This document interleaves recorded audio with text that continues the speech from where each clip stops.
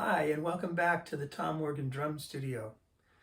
Today I'm going to make a short video on traditional grip and how to do it. There seems to be a lot of confusion out there, people wanting to play traditional grip for various reasons. And so I thought I'd give you my take on it, and hopefully it's helpful. Let me say first that it's kind of a dinosaur.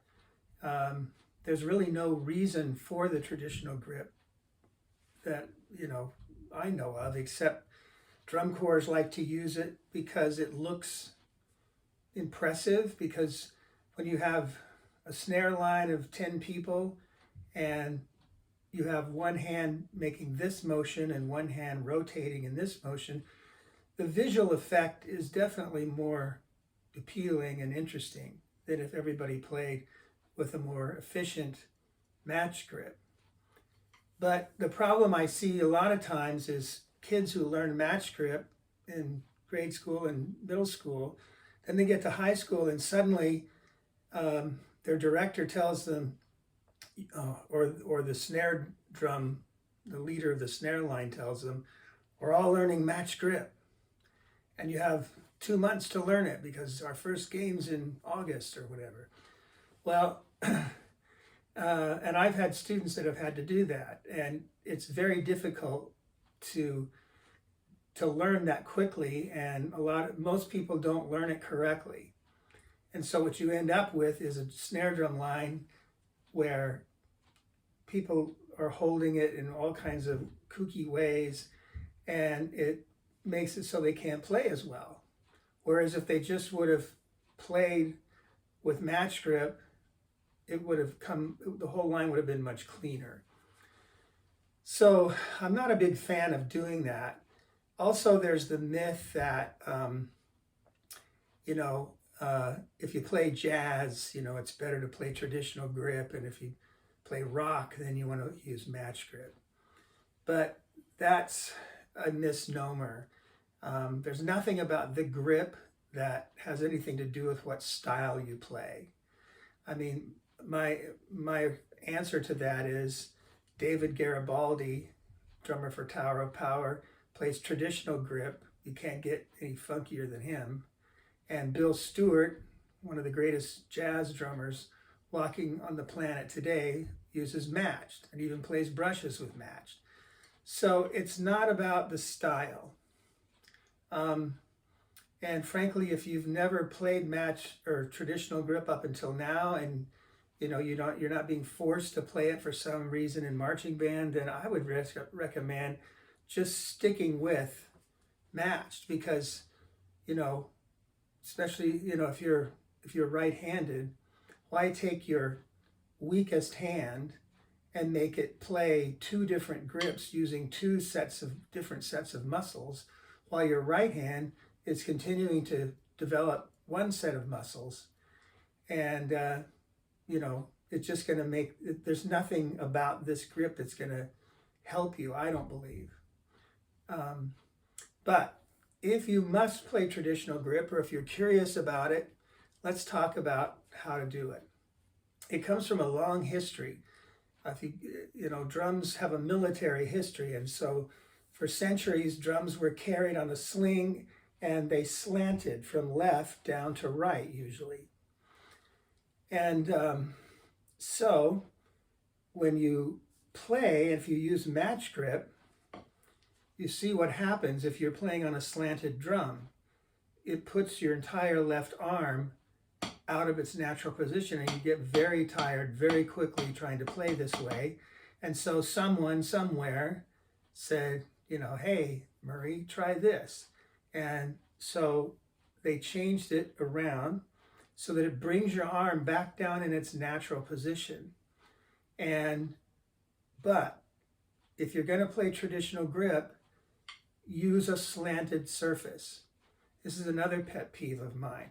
I see so many people, so many young people, playing in marching band with a match grip on a flat drum, and they don't know it, but they're doing this when they play, because the grip makes you want to move your hand down like this to get more range of motion.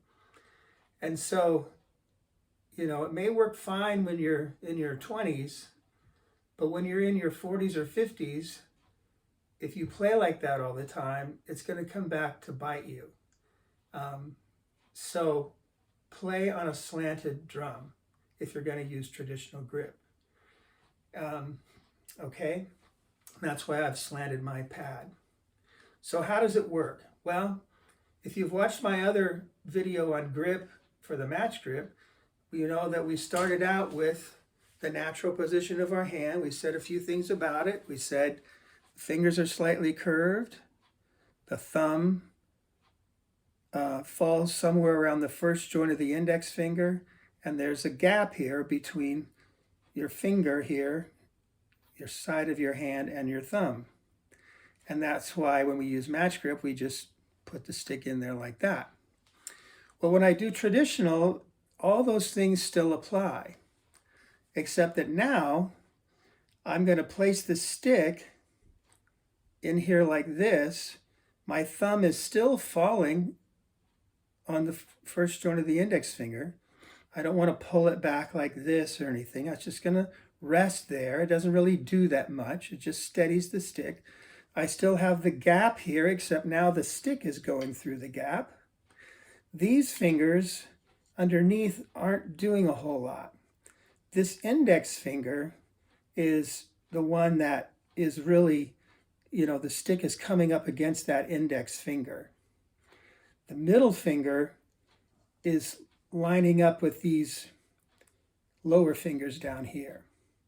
So you don't want to clamp both those fingers over the stick like that. That wouldn't be natural, but it's natural for this. And this finger also doesn't do a whole lot except help steady the stick. Okay? So that's what it looks like just in your hand.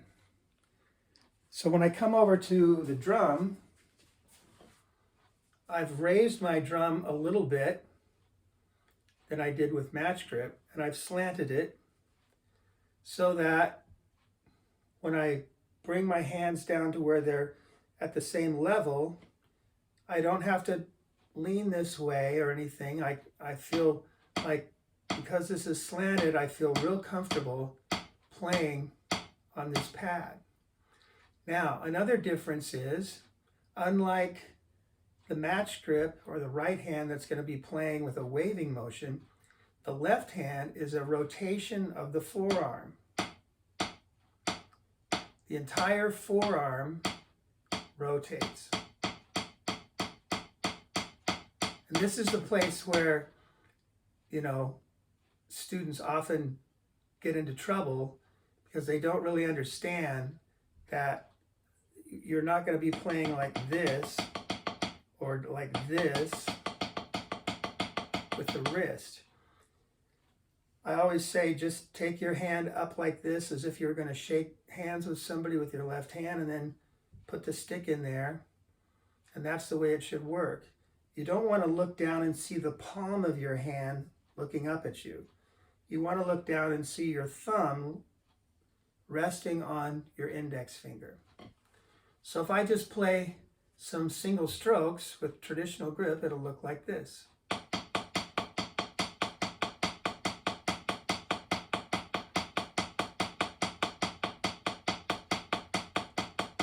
And what we're trying to do is get the left hand and left arm so that I can bring the stick up as high with my left hand as I can with my right. And you've maybe seen pictures like on the front of the Pratt book where, he's standing there like this, and he's brought his arm in like that.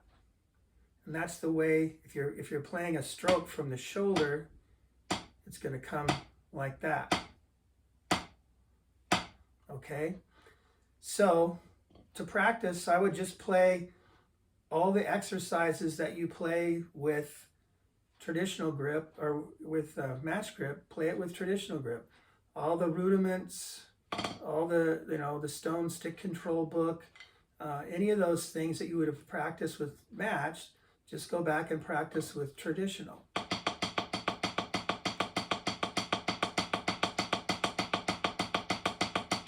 Practice in front of a mirror or video yourself. Watch and see what the height of your sticks are, how they're working. Look down and see, you should feel the stick coming up here. If I'm playing a lot, I start to get a tiny little callus right here on the, close to the end of my finger where the stick hits that finger. Always keep this part here snug around the stick. Don't let this finger come off the stick. You see some people playing like this with their thumb over the stick. You know, people can make that work, but that's not really what traditional grip is about. And so this is all snug around here, but not clenched. Okay, where is the actual fulcrum? We talked about the fulcrum being here between the thumb, index, and middle finger. Well, here the fulcrum actually is right here between the thumb and the side of your index finger down here. So when I want to play a double bounce or a buzz, I squeeze here with a match grip, but here I squeeze a little bit right here. And so that's how it works. That's what it should look like. Shouldn't look like this. I had a student once that came to me playing like this. If somebody over there is playing or something. No. The same is true with the traditional, that's true with the matched. You should have a right angle here.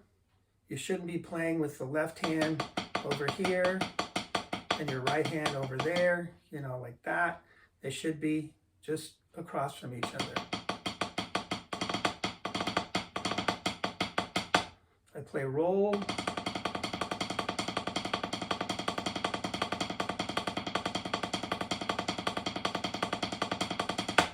Okay, so that is the basic mechanic of the traditional grip. Now, let me just finish by saying all the bad stuff I've said about traditional grip. I have always played with traditional grip. I learned match grip much later when I started playing mallets and timpani. And I can play match grip, and you probably can't tell that I don't feel as comfortable with it as I do with traditional.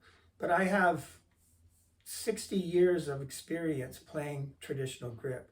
When I pick up a pair of sticks, I, without thinking, use traditional grip. So I'll always play traditional grip better than matched. Many people are just the opposite. They learn matched and then they pick up traditional later, and matched is always their go-to grip. Just know that, you know, once you get a grip established, I don't think the other one will ever feel as comfortable, whichever one you started with. But the cool thing about this grip is it really does work. I mean, so does matched, but there's something about the feel of this in your hand, the looseness of it, that in some ways I think almost compensates for me for the fact that this is my weaker hand. And so I feel real comfortable with it. The drum set, the jazz drum set, the way it's set up, you can tell it was set up and evolved by people who played traditional grip because it just kind of flows around this way. If you use match grip on drum set, it's a lot easier to add multiple toms because you don't have this stick sort of already pointing this way. It's hard to get it to go over here. It's awkward. So, but I like playing it. But anyway, those are the basics of the traditional grip.